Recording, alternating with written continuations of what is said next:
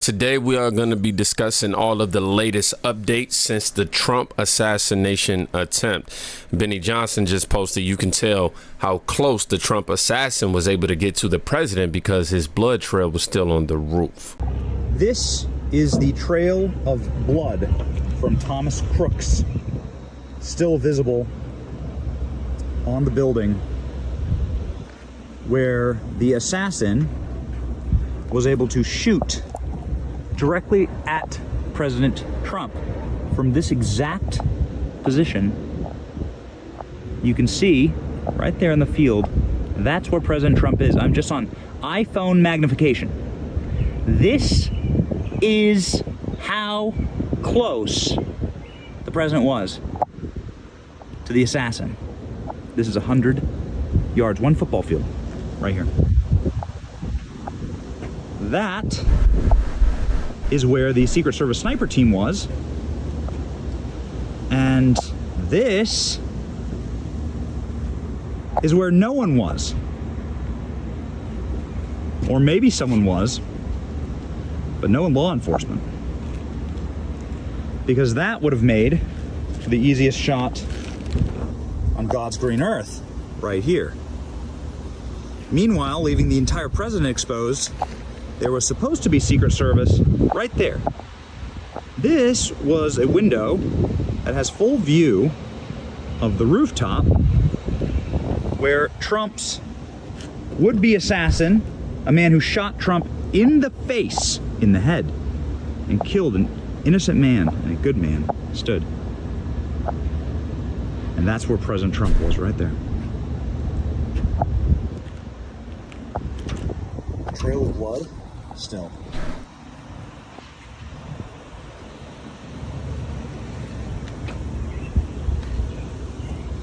This is criminal. It's criminal. So as you can see, the gunman had literal point blank range on Donald Trump. I mean, so close, 100 yards, 100 yards. And I'm glad that I appreciate Benny Johnson for giving us this video and showing us these many different angles, because you can see directly behind the building is another building with multiple windows, you know, big or small, don't matter, big enough for them to realize there's a threat right there. And on top of that, if you're Secret Service and Trump is having a rally and there are a couple of buildings around, mind you, they try to stay away from the city and try to go into more like grass-lit areas for that purpose, so there's not too many buildings. Like, if you see this one building, why are there no Secret Service protectees around that area? It just makes no sense. Real quick before we continue, now I know you just like me. I'm tired of all of these spam calls and text messages. And the reason why we keep getting these spammy messages and calls is because of these big companies not being concerned about protecting our data. I don't know if you're aware of it, but Ticketmaster recently got hacked and over 500 million, yes, billion users' data was leaked over into the dark web. Now this includes full names, full addresses, email addresses, phone numbers, and your credit card info. Believe it or not, more spam is the best case scenario. The worst, fraud. And Ticketmaster's response, they didn't think that this would have a material impact on their business, so they ain't got nothing to do with it. And this is why I use Aura, the sponsor of today's video. Aura alerts me when my data is part of a breach and gives me fast alerts and removes my info from data broker websites to reduce the spam. Not only that, they also offer transaction monitoring, a VPN, password manager, parental controls, identity theft insurance, and it's all in one affordable app. So I'm letting the kingdom know right now, if my info was compromised in some sort of breach, I ain't even tripping, because I know Aura's in the background doing all of the hard work for me. Not only are they keeping me safe, they're keeping my family safe. So don't leave yourself or your family vulnerable to any of these breaches again. Just go visit aura.com/kingdomreacts right now and you can get your first 2 weeks for free. Yes, free. The link is in the description, y'all. Don't wait. We just got this breaking news a few days ago where we learned that the Marine veteran David Dutch, who was shot at the Trump rally, was released from the hospital and he's in good condition. Here's a picture of Dutch right here, and this was posted by Proud Elephant. It said, yeah, so he just got released from there. Marine shot at the release hospital. I bet he doesn't think it was staged, is what somebody wrote.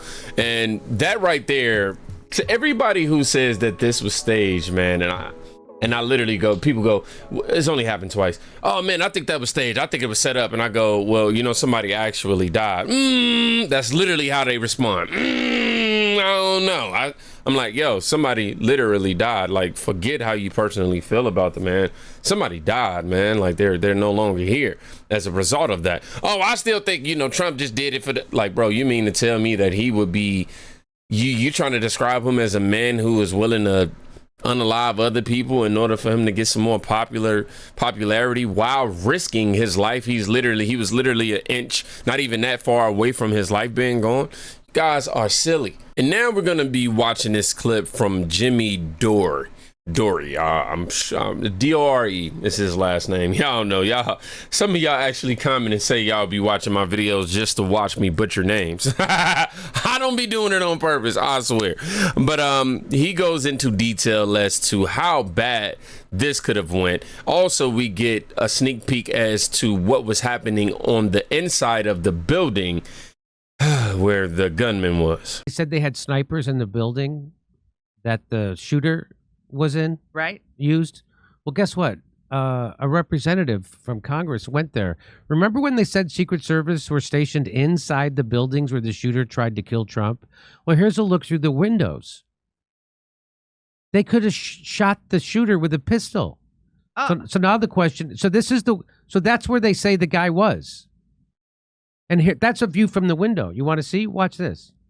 This is a video from GOP Representative Eli Crane, who appears at the end of this video. So this is where they say the guy was. And that's where he hopped up. That's where they say the guy was. And that's where the snipers were. The snipers were inside there. All right, guys, I'm up here on the building where the supposed sniper took a shot.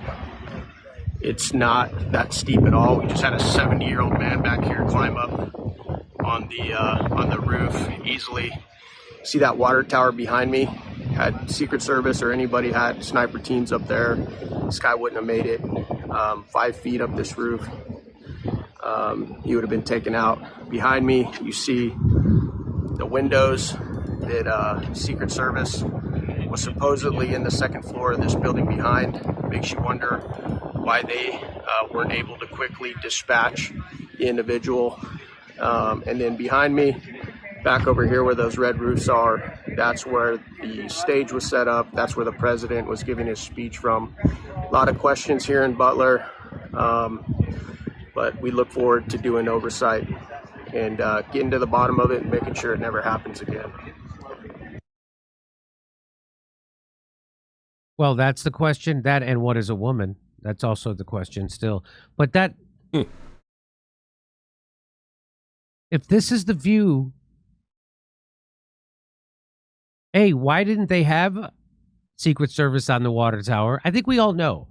Yeah, so we know. This seems to me like it definitely was Mayorkas is in on this, that the head of the Secret Service is a patsy.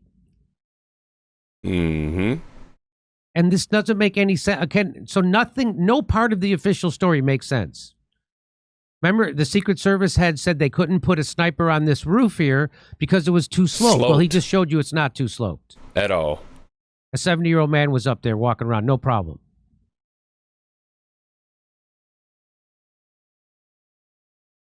So maybe the shooter was on the other side of that steeply sloped roof. No, but we know he was on this side. So with all of the information that we're looking at today, does it not seem more and more like it's an inside job being confirmed at the that happened at the Butler Farm Show rally?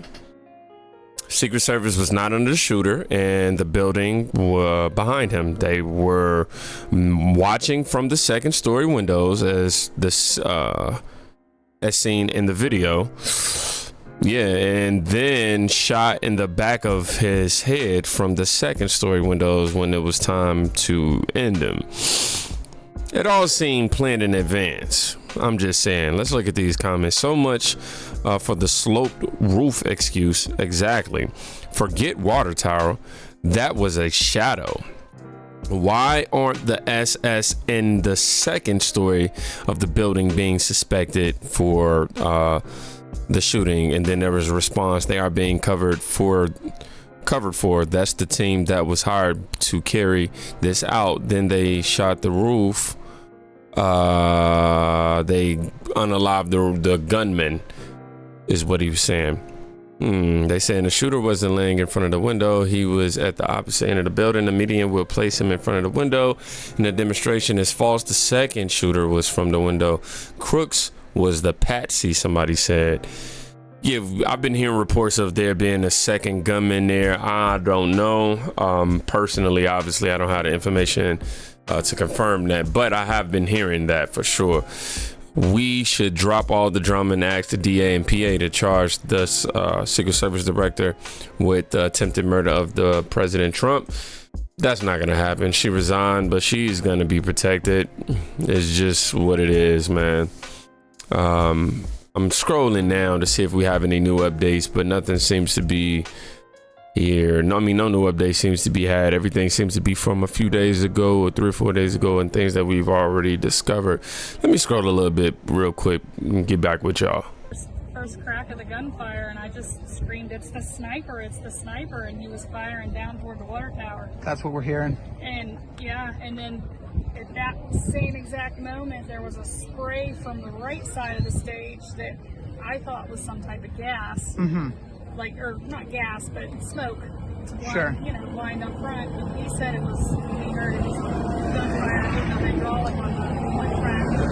So the gunfire was coming toward the stage. Wow. And then a few minutes later, there was a couple more shots down the hill, and that's when they started flooding and pushing everybody out. So, multiple eyewitnesses say that there was another gunman at the Trump rally.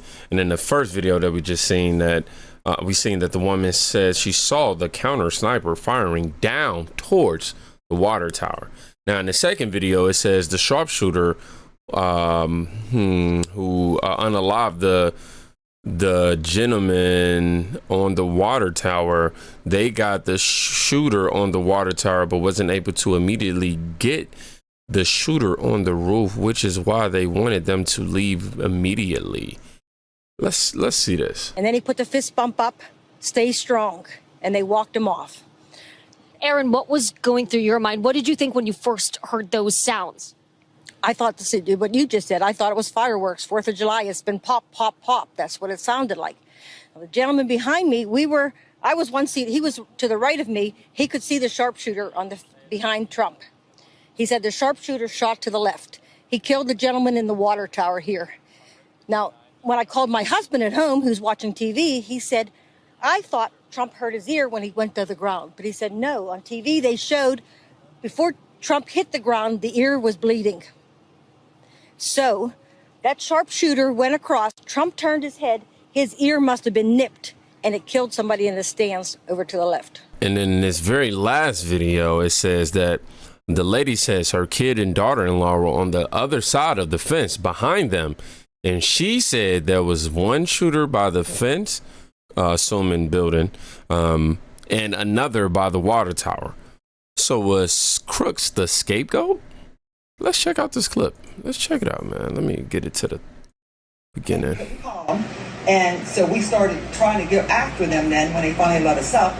And they had been right by the fence where the other shooter was. There was one I heard in the water tower. There was one by the fence. And still, obviously, initial reports. But what we do know, then we couldn't call.